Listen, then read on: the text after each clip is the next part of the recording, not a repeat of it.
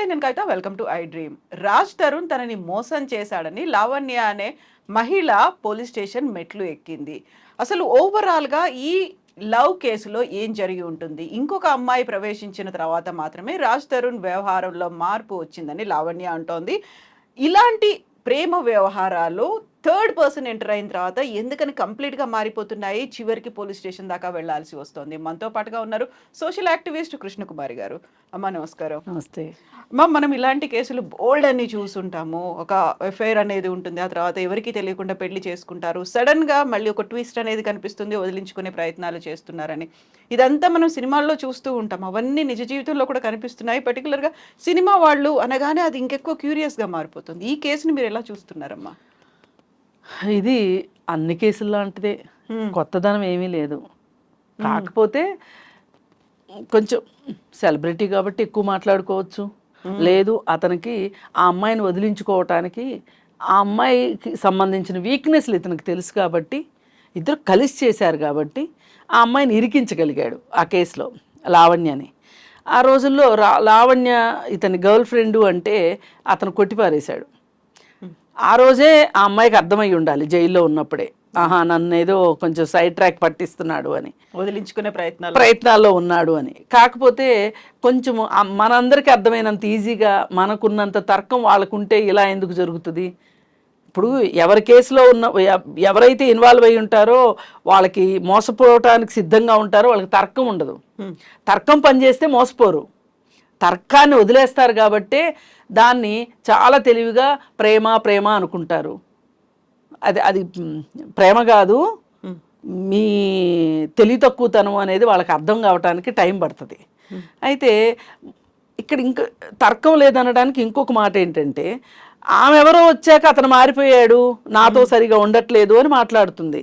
ఆ మూడో మనిషిని బ్లేమ్ చేస్తుంది, కానీ ఈమె మూడో మనిషి వల్ల ఇలా జరిగింది అంటుంది. కానీ రాజ్ తరుణ్ ఇంకొక ఆమెను ఎత్తుక్కోవడం వల్ల జరిగింది ఇది.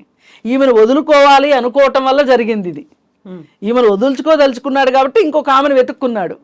కానీ ఈమెమనుకుంటుంది, ఆవిడేదో తెలివిగా ఇతని జీవితంలో ప్రవేశించినందువల్ల ఇతని మనసేదో మారిపోయి తనకు అన్యాయం చేశాడని మాట్లాడుతుంది ఈ అమ్మాయి. ఇదే తర్కం లేకపోవడం అంటే. ప్రతి చోట ఆడవాళ్ళు మోసపోయేది ఈ ఏరియాలోనే మోసపోతారు వీళ్ళు. ప్రేమ అనుకోగానే ఆ బ్రెయిన్లో తర్కం మాయమైపోతుంది, వాస్తవికత మాయమైపోతుంది, అన్నీ మాయమైపోతాయి. నేను ప్రేమించినవాడు నన్ను మోసం చేయడు అనేటువంటి ఒక గుడ్డి నమ్మకం ఉంటుంది కదా, అదే నమ్మకం మీరు అన్నటువంటి తర్కం లాజిక్ని ఓవర్లాప్ చేసేస్తుంది. కాకపోతే ఈ సృష్టి మొత్తంలో ఒక మనిషి మాత్రమే ఇంకొక మనిషిని మోసం చేయగలుగుతాడు. ఎక్కడ ఏ జంతుజాలాల్లో కావచ్చు, ప్రకృతిలో ఏ ప్రాణి కూడా తన సాటి ప్రాణిని మోసం చేసేది. ఇప్పుడు ఏదో నక్కల గురించి వేట్ల గురించి చెప్తారు, కానీ అక్కడ కూడా ఇంత ఉంటుందని నేను అనుకోను. అవును కదమ్మా, పశువుల కంటే హీనంగా అని అంటారు. పశువులు అలా చేస్తున్నాయా? చెయ్యవు. ఒకవేళ చేస్తే కూడా ఆ పూట తిండి కోసం చేస్తాయేమో, కానీ ఒక ప్రేమించిన జంతువుని వదులుచుకోవడానికి ఇంకొక జంతువుని వెతుక్కోవటం కోసం వెతుక్కున్న తర్వాత ఈ జంతువుని వదిలించుకోవడం, ఇది ఇంత లాజిక్ వాటికి ఉండదు. ఇంత బ్రెయిన్ వాటికి పనిచేస్తే అసలు మన ఎందుకు ఉండేస్తాయి కదా? మనకంటే అవి మోర్ పవర్ఫుల్. మరి అవి మనం ఉండేవాళ్ళమే కాదు అసలు. ఈ సృష్టి అంతా రాకాశ బల్లులతోనో లేకపోతే ఇంకోటితోనో నిండిపోయి ఉండేది. అందుకని ఏంటంటే వీళ్ళని జంతువులతో కూడా పోల్చకూడదు. ఇట్లాంటి వాళ్ళని ఇంత మోసం చెయ్యాలి అనే ఒక ఉద్దేశం ఉన్న వాళ్ళని కొన్ని రోజులు వాళ్ళతో ప్రయాణం చేసి వాళ్ళకు ఒక నమ్మకాన్ని కలిగించి మంచికి చెడుకి వాళ్ళని వాడుకుని వాళ్ళతోటి సహజీవనం చేసి ఒకే ఇంట్లో ఉండి ఒక ఆశని ఒక నమ్మకాన్ని కలిగించి వాళ్ళని అవసరం తీరిపోయిన తర్వాత వదిలించుకోవడం చూసారా?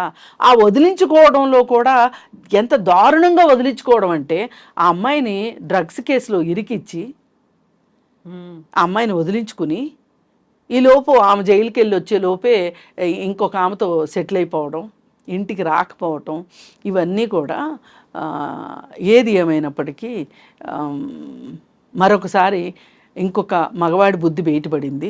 అంటే ఇలా చేసే అమ్మాయిలు లేరని కాదు, ఇప్పుడు టాపిక్ ఇక్కడ వచ్చింది కాబట్టి మనం మగబుద్ధి గురించి మాట్లాడుకుంటున్నాము. అందుకని ఇలా చేసే అమ్మాయిలు కూడా ఉన్నారు. మనం ఏమి వన్ సైడెడ్గా మాట్లాడక్కర్లేదు. ఈమె ఈ లావణ్య అనే అమ్మాయి మరి ఇంకా ఆమె తత్వం బోధపడాలి. కానీ చట్టం పట్టుకుని ఆ అమ్మాయి చట్టంతో పోరాటం చేయగలిగితే గనక న్యాయం ఎప్పటికైనా ఆ అమ్మాయిదే. ఎందుకంటే చట్టం ఏం చెప్తుంది అంటే ఇప్పుడు ఇవన్నీ మనం మామూలుగా మాట్లాడుకునే అవును, ఎందుకంటే ఇలాంటివన్నీ గతంలో జరిగాయి, ఇప్పుడు జరుగుతున్నాయి, భవిష్యత్తులో కూడా ఉంటాయి ఇలాంటి. కానీ చట్టం ఏం చెప్తుంది అంటే ఇప్పుడు విత్ కన్సెంటా వితౌట్ కన్సెంటా అనేది సంబంధం లేదు. ఆమె కన్సెంట్ ఉన్నప్పటికీ కూడా ఆమె ఎందుకు కన్సెంట్ ఇచ్చింది అనేది పాయింట్ ఇక్కడ. ఆమె ఎందుకు ఇచ్చింది కన్సెంట్? మీ ఇద్దరు కలిసి సహజీవనం చేయటానికి, ఒక ఇంట్లో ఉండటానికి, పెళ్లి చేసుకుంటాను అని నువ్వు చెప్పావు కాబట్టి ఆమె కన్సెంట్ ఇచ్చింది.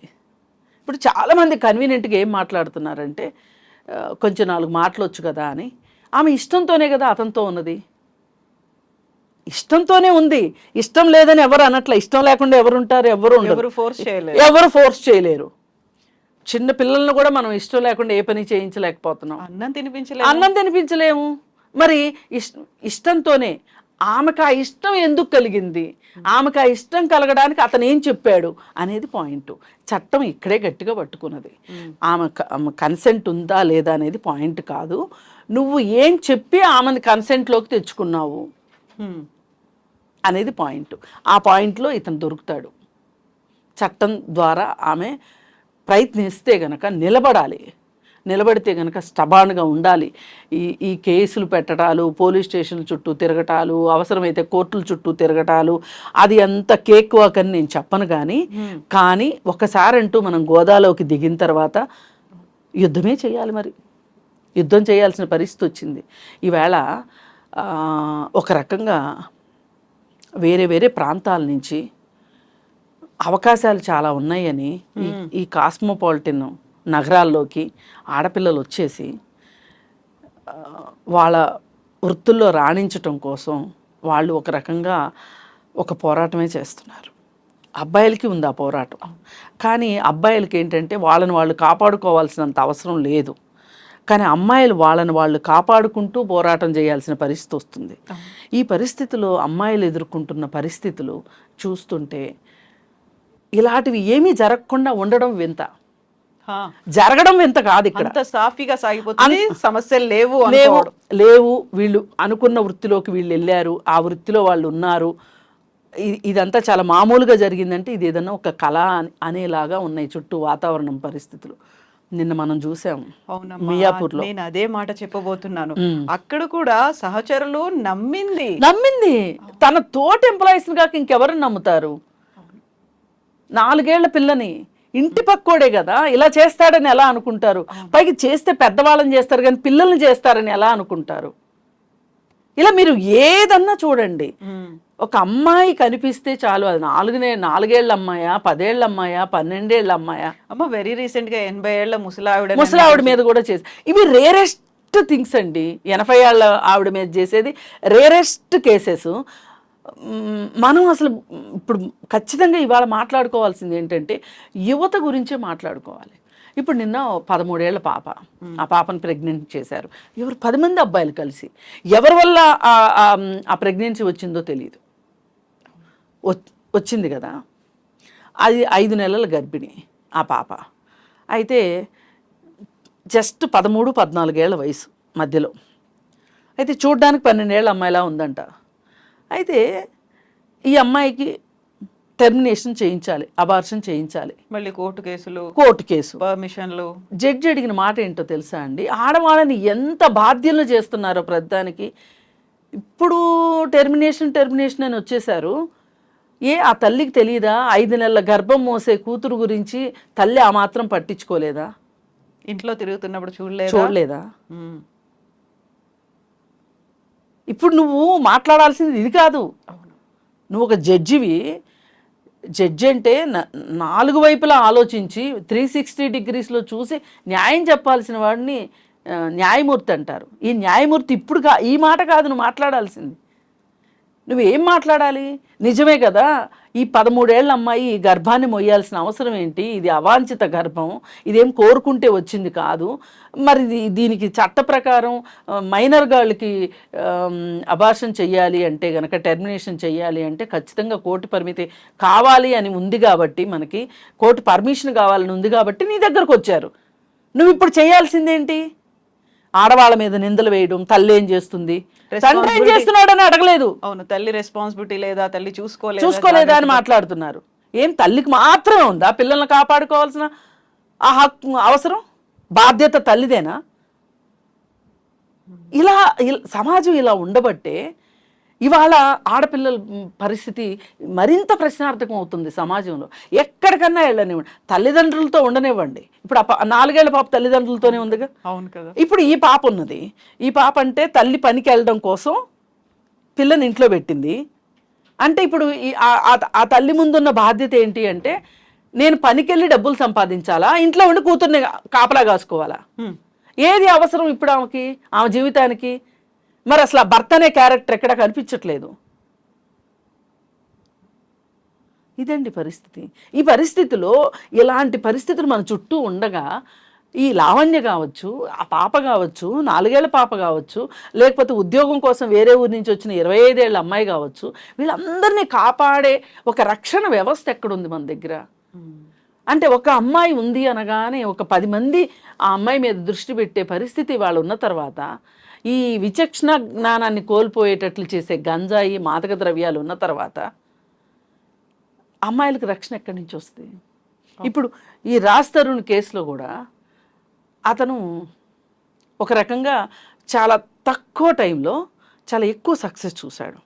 ఆ సక్సెస్ని నిలబెట్టుకోవడం చేతకాల.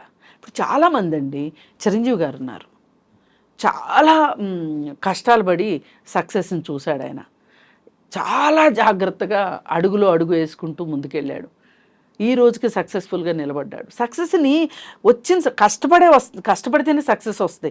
కష్టపడకుండా సక్సెస్ వచ్చిందని నేను అన్న రాజ్ తరుణ్ని, వచ్చింది, దాన్ని నిలబెట్టుకోవడం చేతకాల. కెరీర్ అదే కంటిన్యూ అవ్వాలనుకుంటే ఎలా ఉండాలి? అతనికి దొరికిన మేనేజర్ అట్లాంటోడు. ఆ మేనేజర్ కూడా దీంట్లోనే ఉన్నాడు, డ్రగ్స్ దీంట్లో ఉన్నాడు. అతని పేరు చాలాసార్లు ప్రస్తావనకు వచ్చింది. మరి ఇలా ఉన్నప్పుడు ఆ అబ్బాయికి గాడ్ ఫాదర్లు లేరు. రాజ్ తరుణ్కి కొన్ని సినిమాలు ఫట్ అన్నాయి. దాంతో ఒక డిప్రెషన్కి లోనయ్యాడో ఏమయ్యాడో, మాదక ద్రవ్యాలకు అలవాటు పడినట్లు అర్థమైపోతుంది క్లియర్ కట్గా. ఈలోపు లావణ్య, ఆయనకి ఏంటంటే ఈ లావణ్య కాకుండా ఇంకో ఆమె చెప్తే సినిమా హీరోయిన్ అని, ఆ సినిమా హీరోయిన్తో ఉంటే ఏమన్నా అవకాశాలు వస్తాయని ఆలోచించాడు. తన కెరీర్ని ఆ విధంగా బిల్డప్ చేసుకోవాలనుకున్నాడు.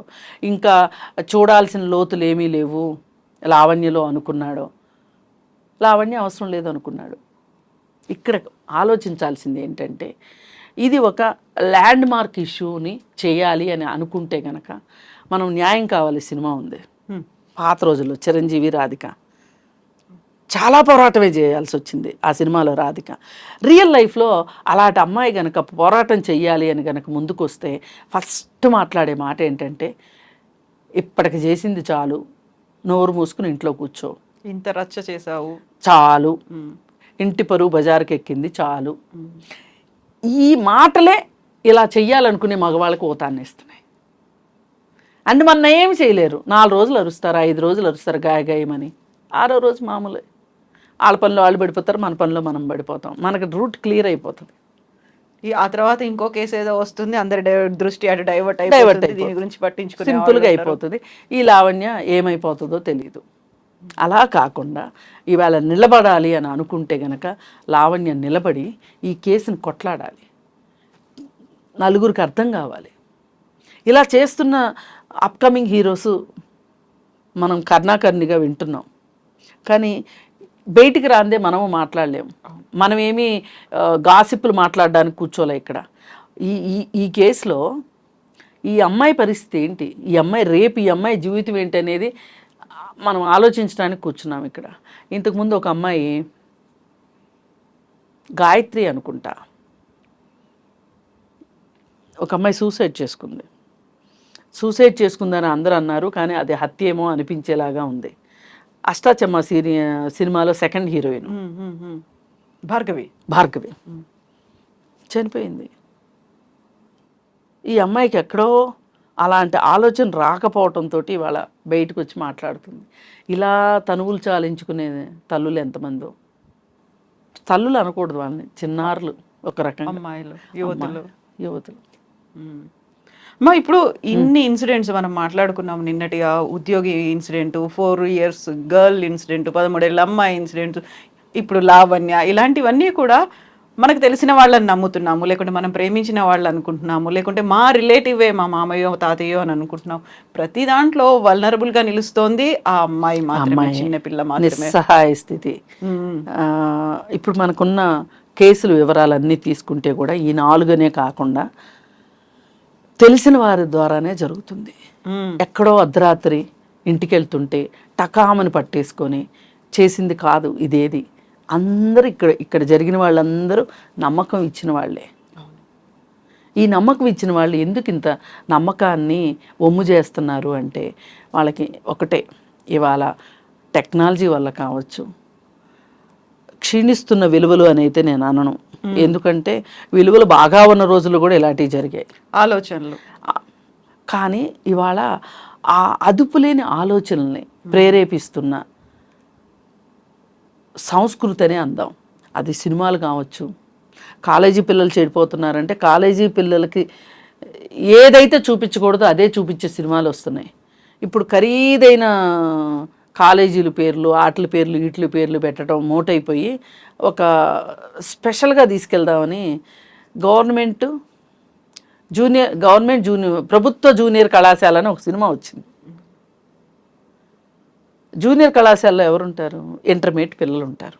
ఇంటర్మీడియట్ అంటే ఏం చదువు, వాళ్ళ వయసు ఎంత ఉంటుంది? 16, 17, 18. ఈ 3 సంవత్సరాల మధ్యలోనే కదా ఉంటారు, 16, 17, 18. ఇప్పుడు గవర్నమెంట్ కాలేజీలో చేరే సామాజిక వర్గం ఎవరై ఉంటారు? అట్టడుగు వర్గాల వాళ్ళే. వాళ్ళని కూడా వదలరా మీరు?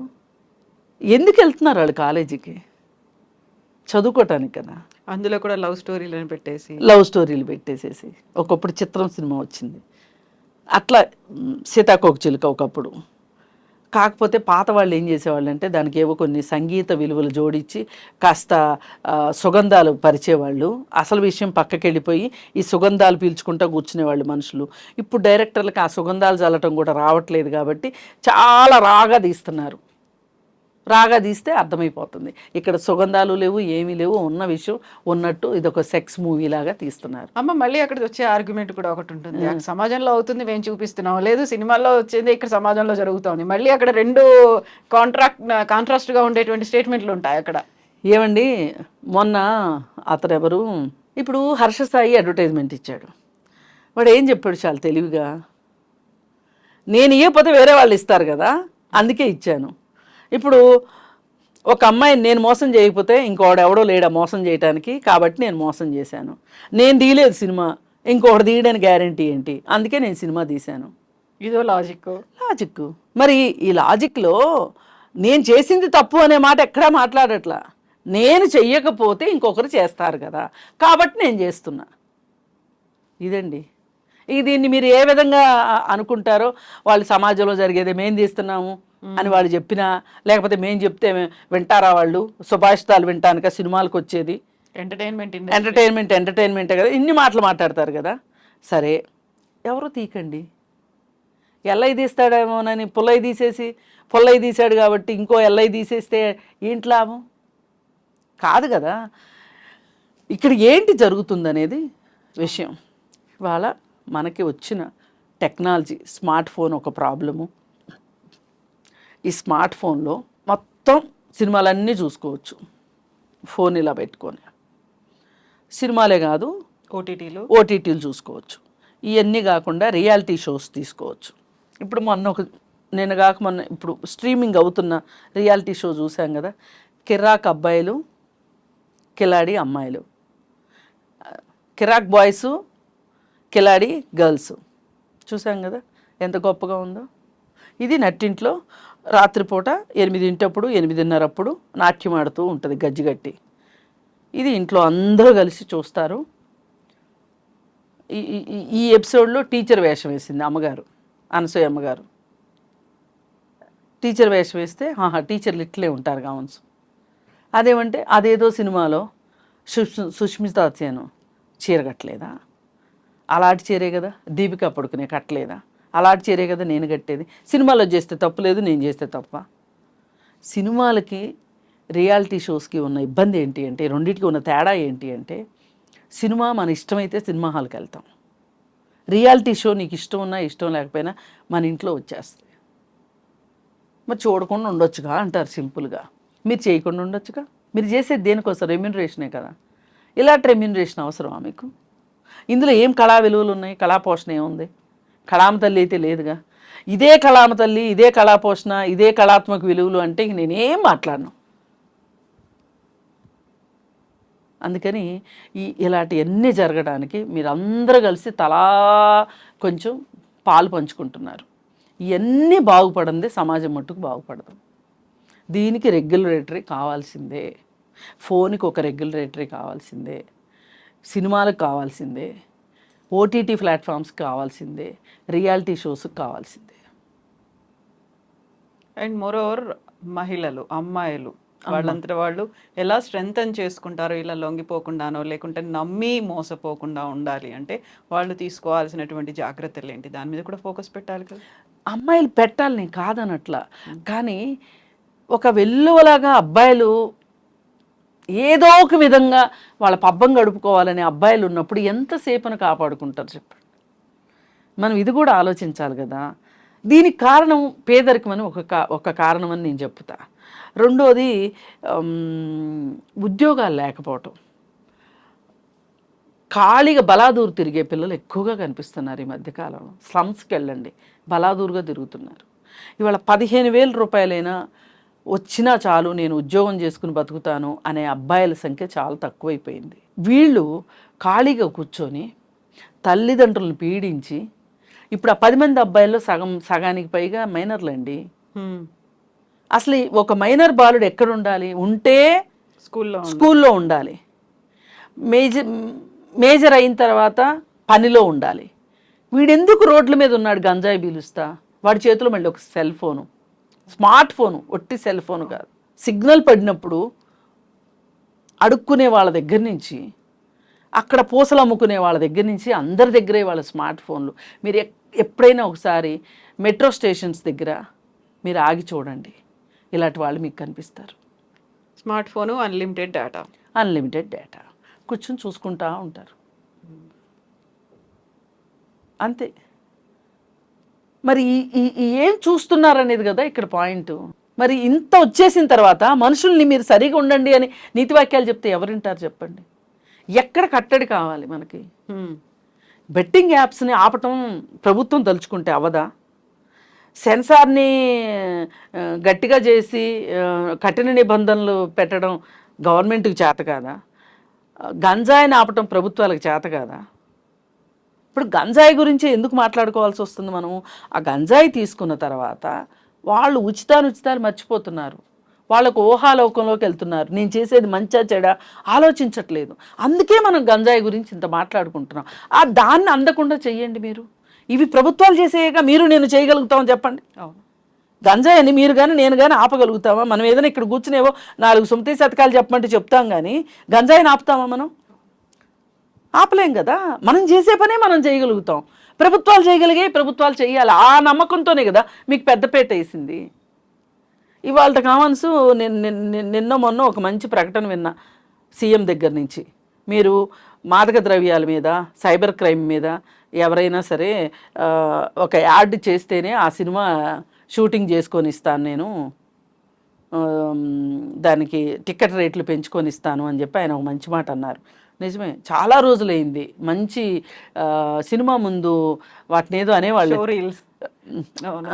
న్యూస్ రీల్ వచ్చి చాలా రోజులైంది. ఇప్పుడు న్యూస్ రీల్స్ ఏం రావట్లే పెద్దగా. ధనాధన రోజుకు 6 షోలు వేయాలి, డబ్బులు లాగేసుకోవాలి, పిండేసుకోవాలి. అందుకని న్యూస్ రీల్స్ వేసుకుంటూ కూర్చుంటే ఎట్లా? అందుకని న్యూస్ రీల్స్ రావట్లా.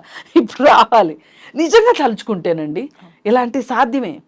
ఇప్పుడు జస్టిస్ వర్మ కమిషను ఉంది, నిర్భయ కేసు జరిగినప్పుడు వచ్చింది. ఆయన కొన్ని రికమెండేషన్స్ చెప్పారు. ఆ రికమెండేషన్స్ దులపండి, ఒకసారి దుమ్ము దులపండి. అందులో ఏముందో చూడండి. ఏమి ఈ 10 సంవత్సరాలు అయింది ఆ రికమెండేషన్స్ వచ్చి. ఎందుకు మనం ఇంప్లిమెంట్ చెయ్యట్లేదు? మనకి మహిళల రక్షణ మన బాధ్యత కాదు అని మనం పక్కన పెట్టేస్తున్నామా? మన పదవుల్ని నిలబెట్టుకోవడమే మన పని అయిపోయిందా? ఆలోచించాలి రాజకీయ నాయకులు. ఆలోచిస్తే పరిష్కారం దొరుకుతుంది. ఇప్పుడు ఈ నేరాలు, ఈ ఘోరాలు అర్ధరాత్రికి అర్ధరాత్రి ఆగిపోతాయి అనేంత భ్రమలో మేము కూడా లేవండి యాక్టివిస్టులవి. ఒక్క రాత్రిలో ఏమీ అవ్వదు. ఇది చేస్తూ వెళ్తూ ఉండాలి. ఆ చిత్తశుద్ధి ఇది కంటిన్యూగా జరగాలి. నిర్భయ ఫండ్ ఉంది మనకి. ఆ నిర్భయ ఫండ్ని దేనికి వాడుతున్నారో తెలియదు. చిన్నప్పటి నుంచి నేర్పండి. జెండర్ సెన్సిటివిటీ చెప్పండి. జెండర్ డిస్క్రిమినేషన్ గురించి మాట్లాడండి. జెండర్ బయాస్ గురించి మాట్లాడండి పిల్లలతోటి. అప్పుడు వాళ్ళు ఒక మంచి పౌరులుగా ఎదుగుతారు. ఆడపిల్లల్ని కాంపిటేటర్గా చూడరు, ఆడపిల్లని విలాస వస్తువుగా చూడరు. ఇలా ఇన్నున్నాయి. ఇవన్నీ చెయ్యాలి. మరి ఎంత టైం పడుతుందో చూడాలి దానికోసం. ఈలోపు మనం ఇలా మాట్లాడుకుంటూనే ఉంటాము. కాకపోతే ఈ రాజ్ తరుణ్ విషయం వచ్చేసరికి అసలు ఆమె పోలీస్ స్టేషన్కి వెళ్ళడం కంటే కూడా ముందు ఈ సినిమా ఇండస్ట్రీలో ఏదైనా ఇట్లాంటి విషయాలు ఏమన్నా మాట్లాడుకోవటానికి ఒక కమిటీ ఏదన్నా ఉండాలి. పోయినసారి శ్రీరెడ్డి ఇష్యూ వచ్చినప్పుడు, కాస్టింగ్ కౌచ్ గురించి వచ్చినప్పుడు ఒక కమిటీ వేశారు, క్వాష్ కమిటీ అని ఒకటి వేశారు. ఇప్పుడు అది ఏమైపోయిందో తెలియదు. అందులో ఉన్న మెంబర్స్కైనా వాళ్ళకి మేము మెంబర్స్ ఏమైనా గుర్తుందో లేదో కూడా తెలియదు మనకి. ఆ పరిస్థితిలో ఆ కమిటీ ఉంది. అలాంటి కమిటీ ఏదన్నా ఉంటే గనక వాళ్ళు అక్కడ వాళ్ళ బాధను వాళ్ళు వెళ్ళబోసుకుంటారు. ఇప్పుడు జూనియర్ ఆర్టిస్టులు కావచ్చు, లేదు అనుకుంటే ఎక్స్ట్రా ఆర్టిస్టులు కావచ్చు, ఎక్స్ప్లాయిట్ అవుతున్నారు. వీళ్ళు చెప్పుకోవటానికి ఉంటుంది. ఇలాగే ఇప్పుడు ఈ విషయం ఉంది, లావణ్య విషయం ఉంది. లావణ్య అక్కడ వెళ్ళి మాట్లాడుకుంది అనుకోండి, ఆమెకు ఎంతో కొంత ఉపశమనం దొరికేది కదా. ఇప్పుడు సినిమా ఇండస్ట్రీకి పరువు అని వస్తున్నారు. మా పరువు తీస్తున్నారు అని ఏడుస్తున్నారు. కానీ వీళ్ళు పరువు నిలబెట్టే పనులు మీరు ఏం చేస్తున్నారు? అది చేసి ఉంటే ఇక్కడ దాకా వచ్చేది కాదు. ఇది ఎక్కడైనా సరే ఇవాళ పని ప్రదేశాల్లో లైంగిక వేధింపుల చట్టం ఉన్నది. ఆ చట్టం ప్రకారం 15 మంది ఉద్యోగస్తులు ఉన్న చోట ఇంటర్నల్ కంప్లైంట్స్ కమిటీ అని ఒకటి ఉండాలి. ఐసీసీలు ఉండాలి. ఐసీసీ ఉందనుకోండి, అక్కడికి వెళ్ళి చెప్పుకుంటారు. మీ పరువు బజారు పడకుండా ఉంటుంది. అందుకే అవన్నీ పెట్టింది. అక్కడ కూడా పరిష్కారం కాలేదనుకోండి, మనకు ఎలాగో కోర్టులు, కేసులు ఉన్నాయి, పోలీస్ స్టేషన్లు ఉన్నాయి, కోర్టులు ఉన్నాయి, చట్టాలు ఉన్నాయి, వాటిపైన అవి చూసుకుంటాయి. కానీ మీరు